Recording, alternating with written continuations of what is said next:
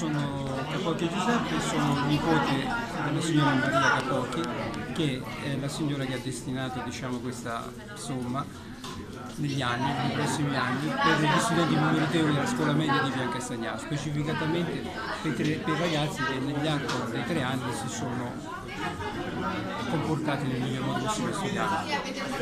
Mia zia è una signora che da Chiesa di Via Castagnaro non ha mai scordato le proprie origini e in tutti questi anni ha sempre pensato di lasciare, non è una cosa estemporanea per l'ultimo momento, ma è un pensiero maturato negli anni trascorsi.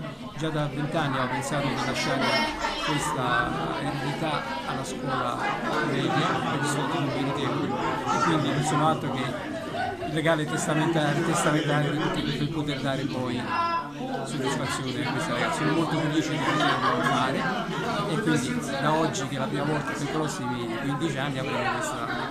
Certamente, nel suo intervento ha un po' voluto fare, al di là degli excursus familiari, ha voluto lanciare dei messaggi a questi giovani. Deve essere solo un premio iniziale per chi merita, in maniera tale che si comprenda che chi si va da fare nella vita poi ha sempre un premio finale. Ecco. Chiaramente questo è un piccolo segno che spero negli anni a venire per questi ragazzi siano sempre più speranze maggiori, insomma, e i risultati migliori. Però è un insegnamento, è un piccolo contributo per far capire che lo studio è importante e l'applicazione è importante.